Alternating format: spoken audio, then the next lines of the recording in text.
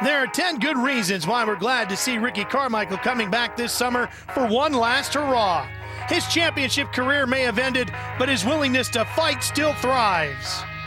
But there's also one other reason we're glad to be outdoors. That's because of newly crowned AMA Supercross champion James Stewart, the only rider to beat Carmichael in 4 years of motocross. The 2007 AMA Motocross season opener from Hangtown is next on Speed.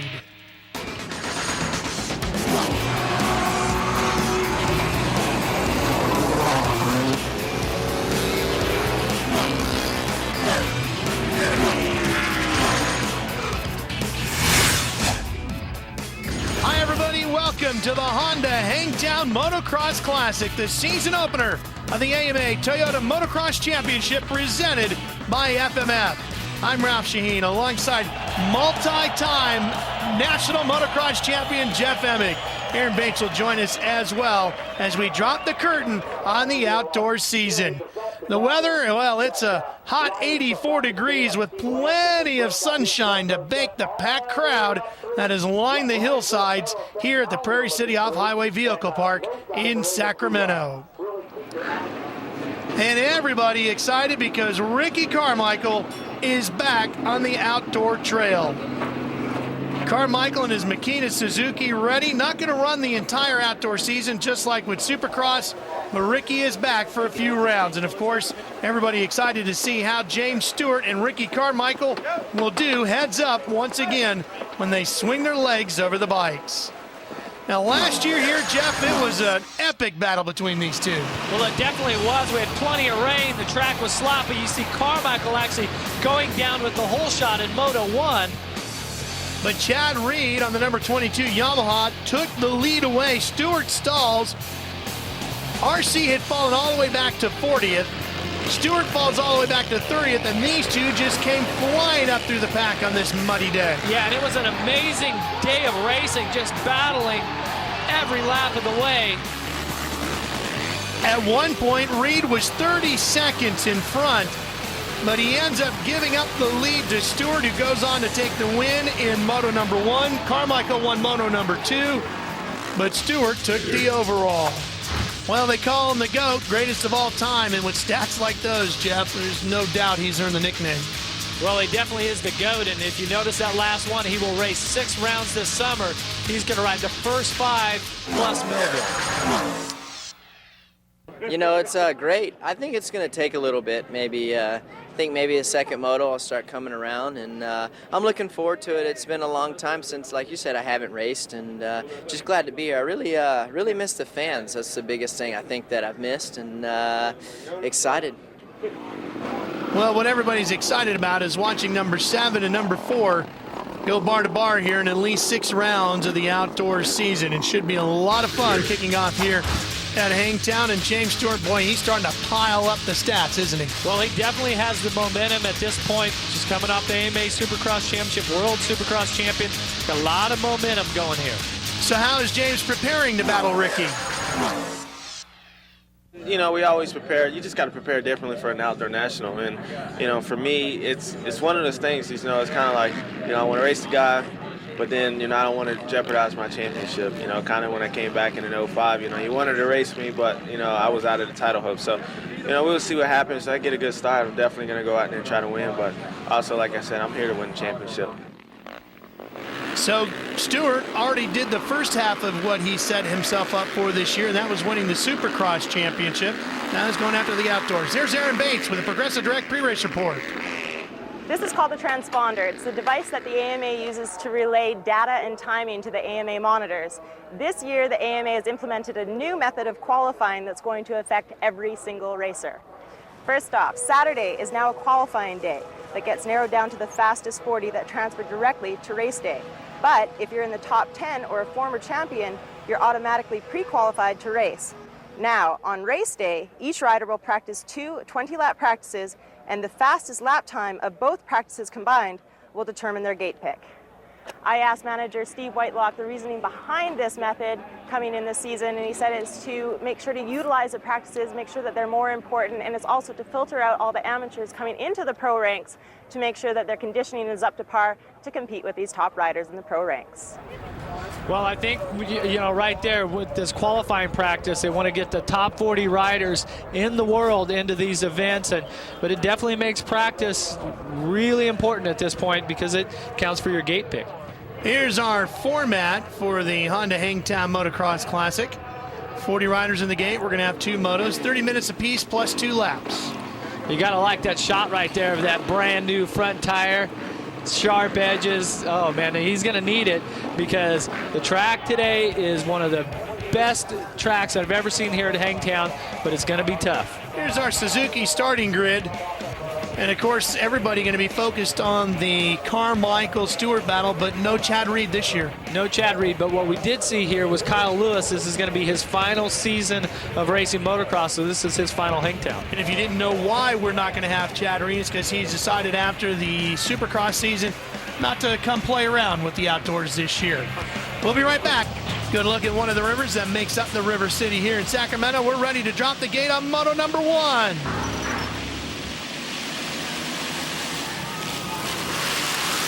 James Stewart sliding into turn 1 to take the whole shot. And it looked like Tim Ferry, the 15 on the other Cowie, was right up there also. Michael Lessie with a great start. Look at Stewart go off the course. He's dropping way back, maybe even out of the top 10.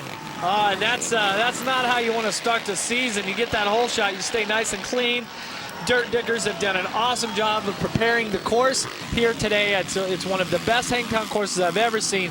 But right now there's a lot of roost, a lot of water on the track. So everybody behind the number 4 here, Ricky Carmichael, they're going to be a little muddy after this first lap. Ricky Carmichael has the lead. Michael Lessie on the KTM sits in second. Tim Ferry on the number 15. Stewart's teammate on the Monster Energy Kawasaki rides in third.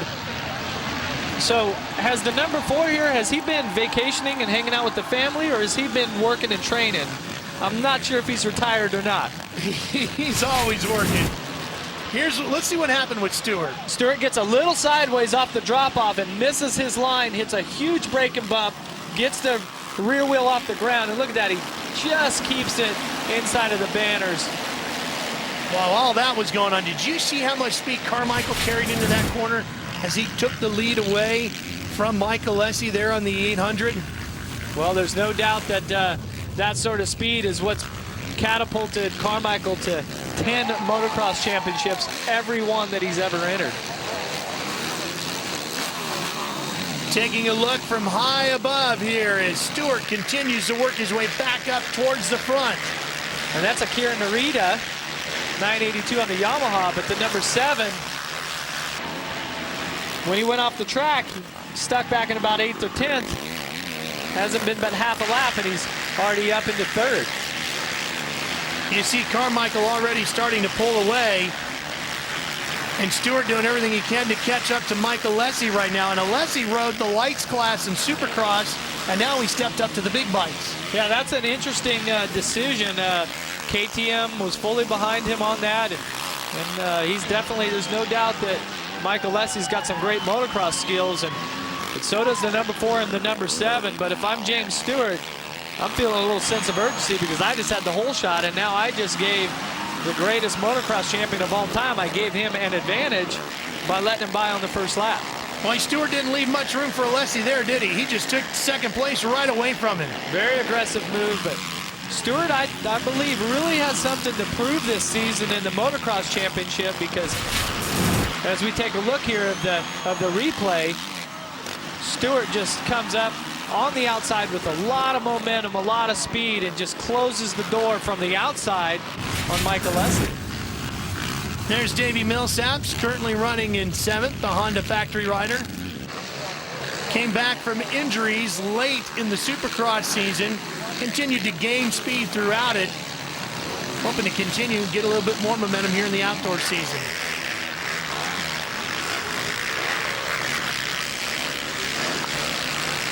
Back to Michael Lessie, still holding down 3rd. Jeff, the bigger, the faster the track in Supercross, the faster Lessie went. He really likes the outdoor stuff, doesn't he? He definitely likes the outdoor stuff. And the Supercross, he was a little bit hot and cold. We've seen him have a great ride at Orlando. But right now, he's got Tim Ferry closing in on him early in the first moto. And Ferry has been extremely strong this year. totally dialed in on the Kawasaki, and I look for a great summer out of Tim Ferry. Watching from our Honda Skycam, the one thing you don't want to do is give Ricky Carmichael any kind of an edge, because he'll pounce all over that, and he's doing that right now, trying to open up a bit of a lead over James Stewart. Well, you see him coming up this huge hill here, big double into this turn, and the key is to get on the brakes just like Carmichael did. That's the closest I've seen anybody take that turn. Carmichael leads with Stewart Alessi. Is the passion for two wheels in your blood? Well, now you can get all the breaking news, in-depth analysis, and more with the Motorcycle Racing Report, only at speedtv.com, keyword green, presented by Kawasaki.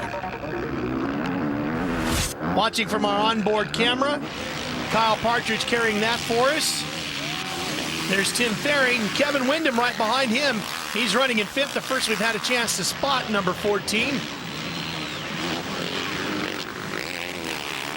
And right there with Windham and Ferry, both of these guys historically have been some of our greatest motocross riders, just tenacious all summer, and they just got a lot of wins between these two riders, and Mike Alessi's got the big boys right behind him. About halfway through the Supercross season, Kevin Windham changed up things with his trainer, changed up his diet, a bunch of different things, and it really made a difference for him. Tail end of Supercross. Oh, look at this. Down goes Carmichael. Right out of the lead. Oh, he's just going to hang on. Stewart's right alongside of him now. And Stewart showing a lot of patience. Didn't panic when he went down, but has got the wheel on him maybe. Let's see what happened to Ricky Carmichael. Just comes through. There's a little G out here coming into this turn. Pretty good holes. Oh, and he actually lost the rear tire coming in, and that tells me that he probably tried to get on the throttle a little early right here. See, he's going to hit the bumps, set down into the turn. Probably that was on braking, maybe come in a little hot, got the rear tire out and just slid over, but fortunately did not stall the engine, kept the bike going. He's still in the hunt for the lead. And look at that, Jeff. He even started to open up a gap already over James Stewart, as you see our motocross.com field summary across the top of your screen.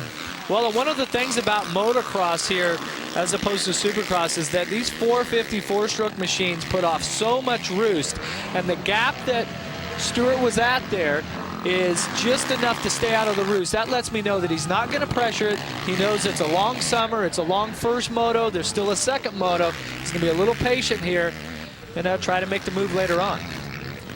The battle for fourth now as Kevin Windham on the number 14 Honda gets inside the KTM of Alessi and puts Mike back to fifth. Well, I'm talking about that roost. Eventually, you want to stay out of the roost. You want to get on by the rider. And right here, Carmichael's got the lead. Whoa! Carmichael again with a huge bobble. Huge mistake, and just strength and fitness is how he was able to keep that bike on two wheels. Maybe a little luck involved there. But see, if I'm Stewart and I caught that, I know that, okay, Ricky might be a little bit rusty at this point. Let's take a replay. He comes in, G's out, hits a couple bumps, and the bike just totally got out of shape. Carmichael managed to keep it on there. I'm sure he's been in that position more than once in his career, and now he picks right back up and gets back on the gas. How much of that is luck and how much of that is rider skill or strength and conditioning? Well, Ricky's always said that the harder you work, the luckier that you are, and I think right there he definitely proved his point. James Stewart right on his tail. See Stewart staying to the left, a lot of roost coming off there, but both these riders very impressive at this point. So patient both of these champions are, and they've raced each other so close so many years. They know each other's strengths, they know each other's weaknesses, so they're going to let this play out here. They're playing a little chess game right now. For a guy who's been focusing on his stock car career, Ricky didn't forget much, did he? No, it's just so amazing that he can take a break here, spend some time with the family and the new babies, have a stock car racing career, all of the media and PR time that he has to give up, and yet he still finds a way to be prepared to come out and battle in the National Motocross Championship at the very top level. Did you watch from our Honda Skycam, the motocross.com field summary at the top of your screen? Carmichael continuing to lead James Stewart here at the Honda Hangtown Classic. And what this gives us is such a great perspective of all of the lines on the track. And motocross is so tough, and there's so much roost that comes off the bikes that riders are constantly trying to find a fast line out of the roost. So you see a lot of inside-outside lines, and from way up above there, you can definitely pick those out. Well, as you mentioned before, the dirt diggers who prepare the Honda Hangtown Classic each year here at the Prairie City Off-Highway Vehicle Park do an outstanding job. And I can tell you, I grew up here in Sacramento. I've been to this race many, many times, and boy, they've done an outstanding job of it this year. Well, and different than the past years, maybe the past 6 or 7 years, is that from the practice and qualifying on Saturday, typically they would just leave the track, and so when you come to practice on Sunday morning, the track's already totally destroyed. Well, this year, they worked on the track after Saturday's qualifying rounds, so they started today, Sunday morning, with a fresh track for the lights practice, and I tell you, the track is already chewed up. It's really nasty, but I think it's the best Hangtown that I've ever seen. And a huge crowd on hand taking it all in as well as Ricky Carmichael leads James Stewart here in Moto number 1 at the Honda. Welcome back to Northern California.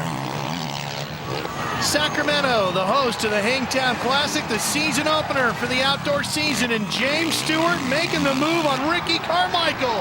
Nice move up the inside there. Carmichael trying to get back through on his inside, but you seen Stewart just over-jump that double coming into that bull turn. Really aggressive. He wants that lead, and he's been taking a lot of roost here from the number 4. And he wants to get out of it. And you can see him just carrying momentum on the left side. Look how far he over-jumps at, about 30 feet too far.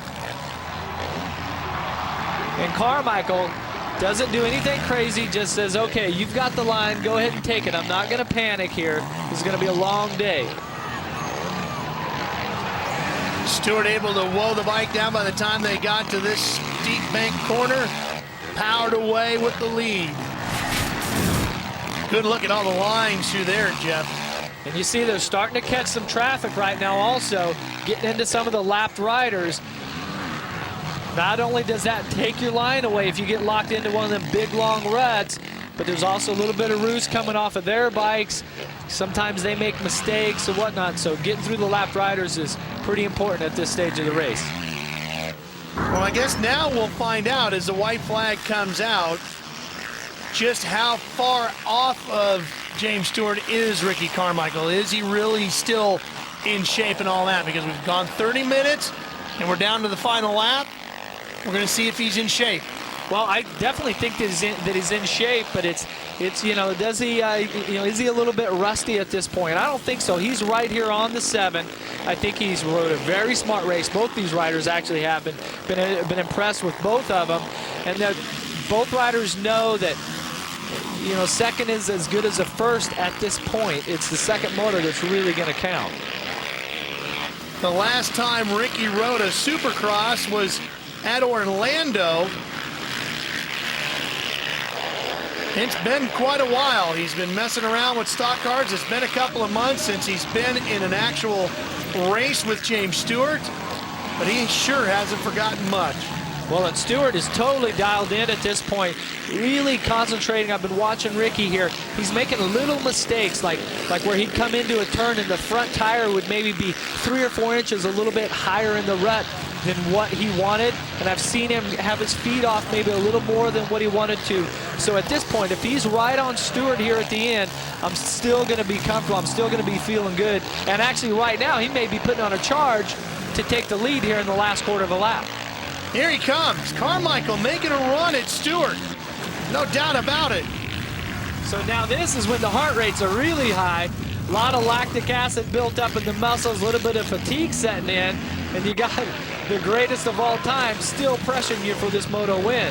This thing ain't over yet. And these two just love racing each other. Boy, that battle in Orlando, that final night for Ricky in his Supercross career, was one of the most intense races I've ever seen. And this one, pretty outstanding in its own right on the final lap. Last few corners, riders getting out of the way. Here they come down the hill. The crowd on their feet. One last charge. There's not a lot of room to pass here just before the finish. Stewart to the checkered flag, wins moto number 1 here at the Honda Hangtown Classic. Carmichael will finish second. They'll take a quick break and line them up for moto number 2. Big James and Rado right there to congratulate James Stewart. They even congratulate Ricky Carmichael. But James Stewart's the winner of Moto 1. Now you can get the latest race results and news right on your phone with weekly green alerts from Speed. Text KX to 773333 on your mobile phone to receive free motorcycle racing text alerts. Speed Green Alerts presented by Kawasaki. Here's Aaron with third place, Tim Ferry. Tim, congratulations on making the podium, the first national of this season. What does this do for your confidence? It definitely feels good.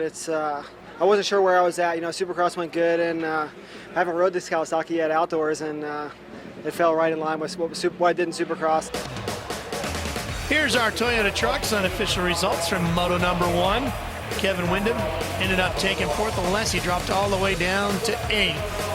As you take a look all the way through the results, we head back down to the podium where Aaron's with Carmichael. Well, to start off the season with a battle like that, unbelievable, kind of like the same thing we saw in Orlando at Supercross. Ricky, you're not very happy with your ride right now. Oh, that was pitiful, I've been struggling. James is riding good. If everything was perfect, it still would have been tough. But I didn't do myself any favors by crashing, and we're right at that breaking point. But, next moto should be good. I found some lines when I was behind him, and just frustrating, man, falling. But obviously some of that's probably for not racing in 2 months. But, we got to go back, regroup. There are people that would give everything to ride that poorly, as Ricky Carmichael calls it, Jeff. Yeah, that's just his way of doing things, the Kaizen way. Here's James Stewart. Well, James Stewart, meaning business here at the first National Hangtown. James, off to a rough start for you, though, having to make your way back all the way from 10th place. Well, I made a big bobble coming in the first corner. I got the whole shot and just kind of got kicked and went all the way off the track and probably went back to 10th, I think. And I knew I had to get around those guys, otherwise the race was going to be done. And I kind of got in and just settled in behind Ricky, which is kind of riding. And a little bit after halfway, I think a lap after halfway, I just threw down the hammer. I was able to get in front of him and then try to ride it out from there. Now, with Ricky being gone for as long as he has and off from racing, were you surprised at all at how well he was riding here? No, because, it's not like he's sitting at home eating potato chips this whole time. I actually thought it was going to be harder to beat him because he's been off and fresh and wanting to race since Orlando. And we had, another 7-8 races after that. So I knew it was going to be tough, compared to having 2 months to 2 weeks. So you make a decision which one. Way to start off the season. Good luck in the second moto. Thank you. All the riders on the track are AMA members. Are you? If not, call 1-800-AMA-JOIN or visit AMADirectLink.com. AMA, rights, riding, and racing. Now let's race into this week's interview with Ricky Carmichael. This summer, I'm going to race the first 5 outdoor nationals. I'm going to take a break after Redbud and just kind of switch gears. Going to race the X Games, Supercross at X Games. We will ride Millville. That'll be my last official outdoor national. And then Motocross the Nations, and that'll be my last race ever. It's hard, it's really been tough lately because it's hard to do both 110%. So that's what I'm having a hard time with now, is just trying to juggle both. But I've been coping pretty good with it, and been able to drive the car quite a bit, in my off time that I've had up until now. We're ahead of schedule. I think I have what it takes. It just takes a lot of time. That's, if I could explain it to anyone, that's the biggest thing, is it's a long process.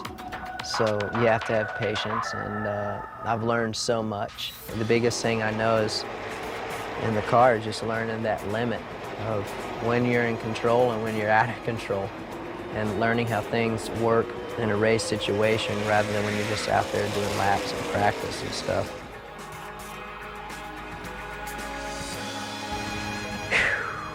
You know, I hope to, you know, conquer my goals of stock car racing is really what I'm looking forward to.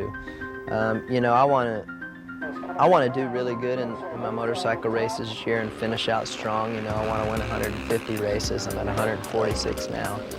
So that's my goal for that. But when that's done, I'm ready to turn the page and start hitting it. You know, my life has changed a lot since March 16th there, the day before my last Supercross race. You know, with Ursula giving birth to our twin, boy and girl, it's, dude, it's a lot of work having, having 2 kids. But at the same time, when you're looking at the big picture, yeah, it's all worth it, man. I've really enjoyed riding this year and racing. I think just because I don't have the pressure, it's just, I'm out there for the love of it, and just really, really, really enjoyed it. And we've all enjoyed watching Ricky over the years, and we get a few more rounds this season. Well, and you know that every one of those rounds, he's going to give us everything that he has, just like he has every year. Motocross Classic, Ralph Sheen alongside Jeff Emig. Let's check in with Aaron Bates with the Progressive Direct pre-race report.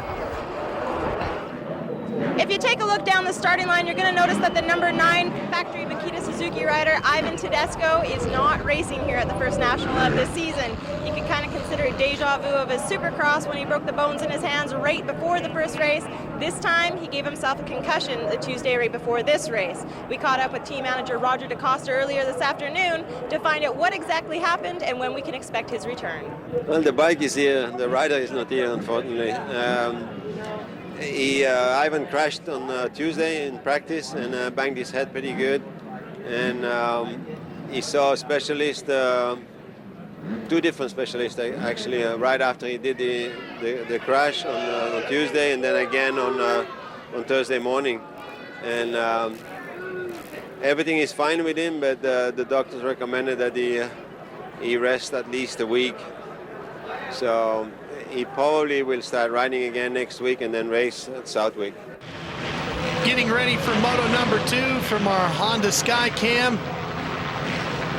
Boy, Ivan just can't catch a break this year, can he?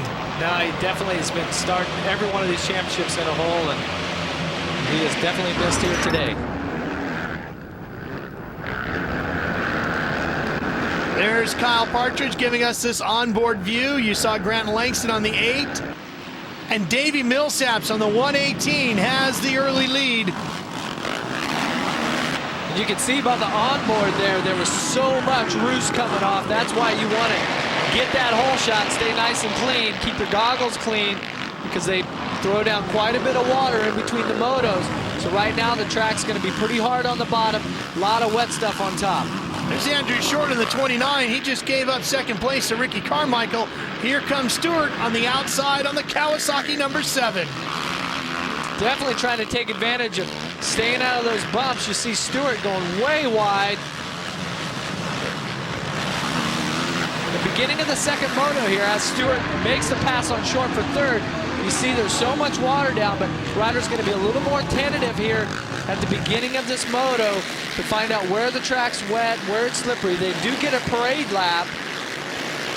And on that parade lap, they have a chance to check out all of the lines, see where the water's down, where the wet spots are, but it's still, once you're in the competition here, got to take it a little easy on this first lap. Tim Ferry is running up with this group as well. Tail end on the number 15 Kawasaki, James Stewart's teammate. So Stewart already reeling in Carmichael. Definitely putting on a charge. Looks like we got another great battle brewing between these two, but Davey Millsaps out front with that hole shot. It's a great way to start this second moto for him. And Millsaps such a bigger rider in stature than these two. How much of an advantage is that on the 450? Well, I'm not sure that it's any advantage these days. Maybe back in the 70s it was, but Carmichael is one of the smaller, more compact riders. You know, look at all of the success that he has. James Stewart, extremely fit, but he's not very tall, not very heavy.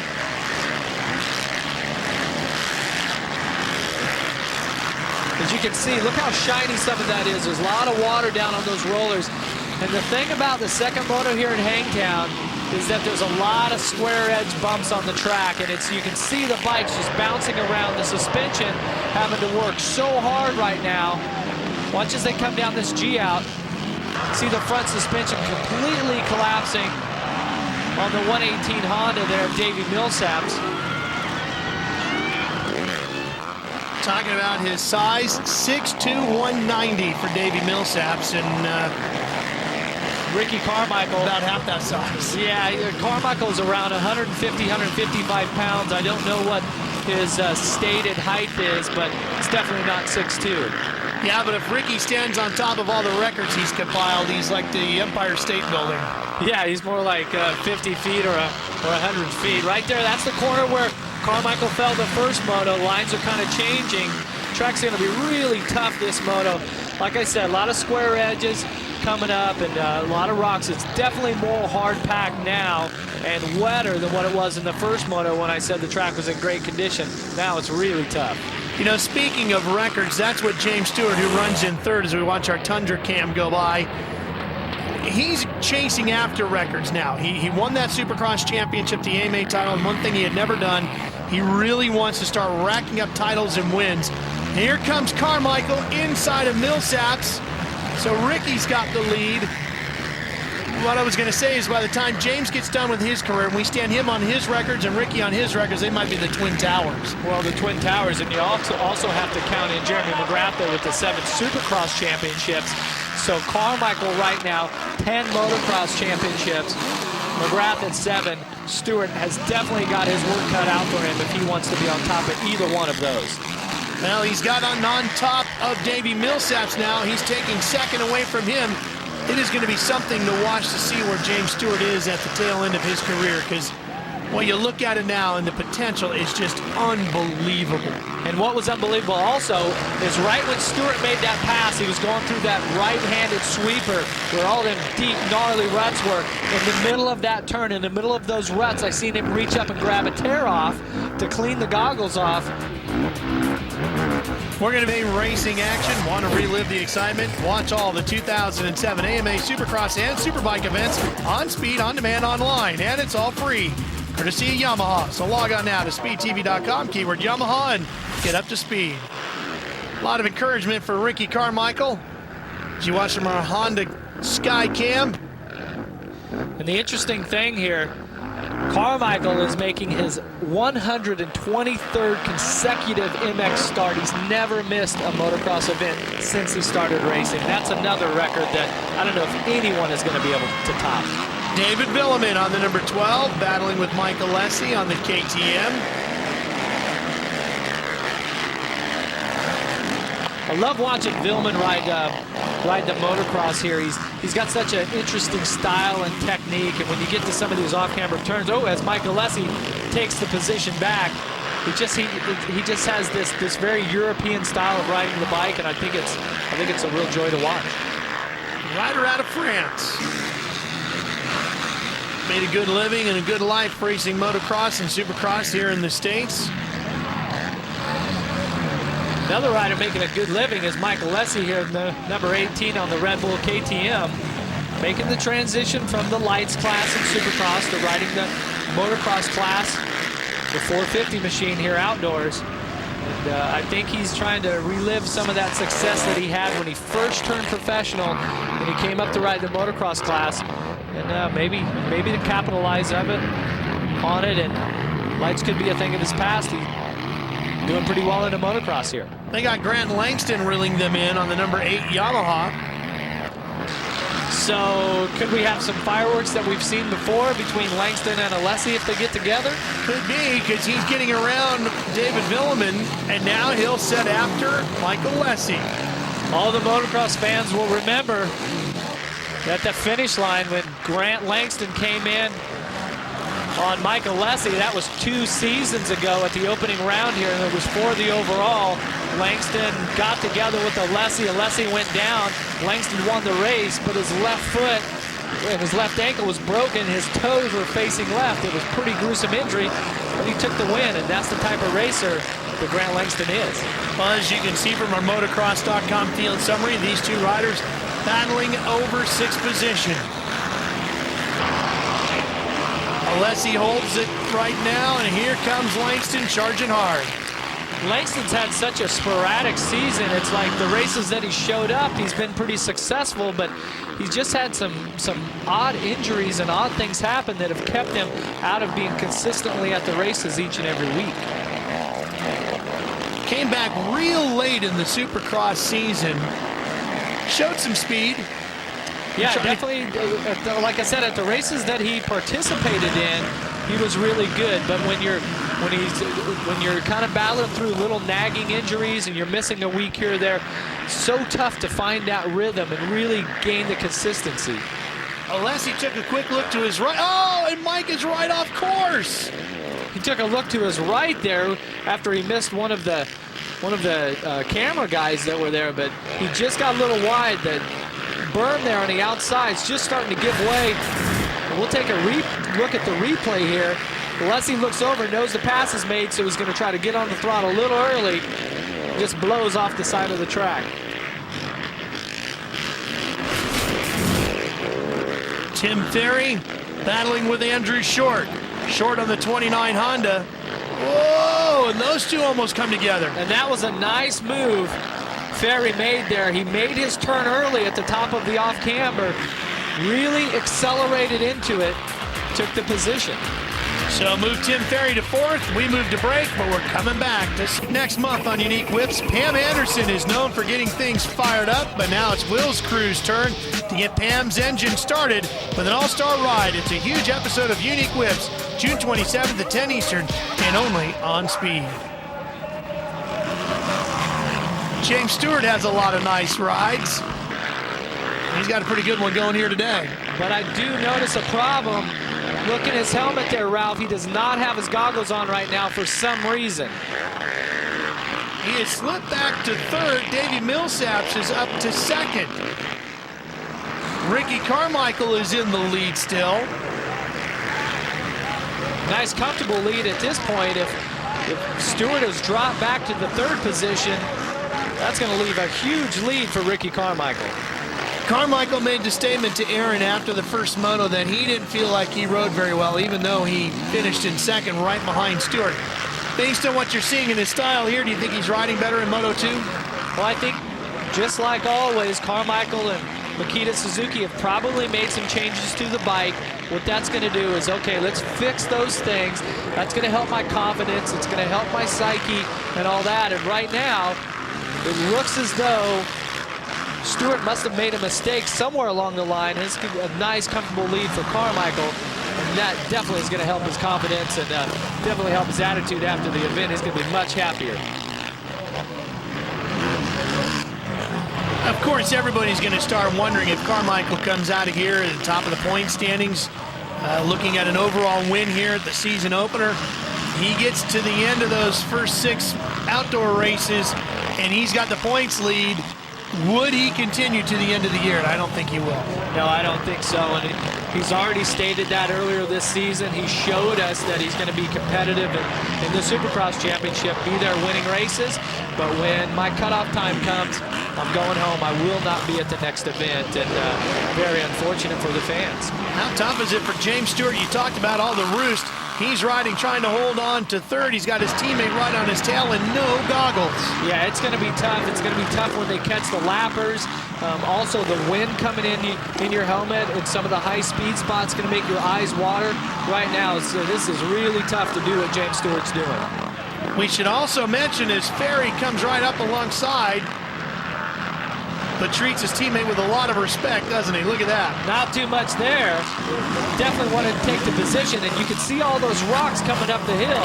Stewart's definitely going to be conscious of that, and that's almost an impossible task to ride behind a 450 right now with no goggles. James did say he's seeing big picture this whole season. He's not going to let this thing go away with just one race. He knows Ricky's not going to be here for the whole season.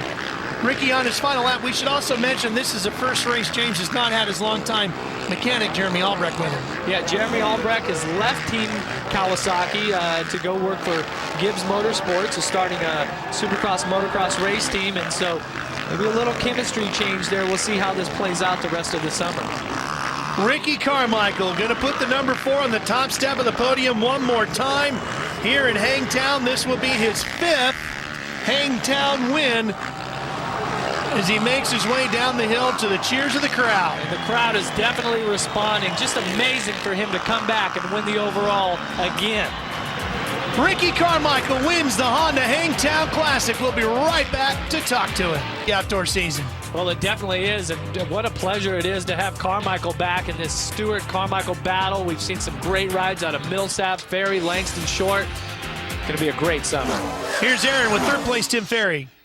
Tim, your hands are absolutely torn up from blisters right now. How gnarly are the conditions on the track?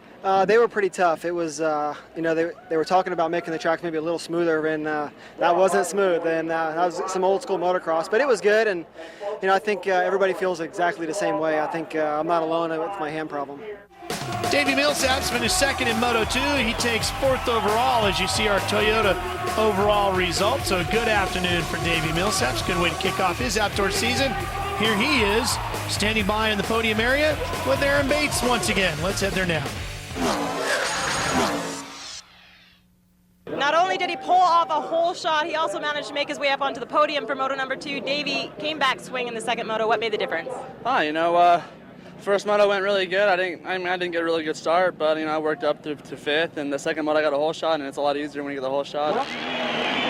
Well, the stock car racer came back to run a little motocross and ends up winning the curtain raiser to the 2007 season.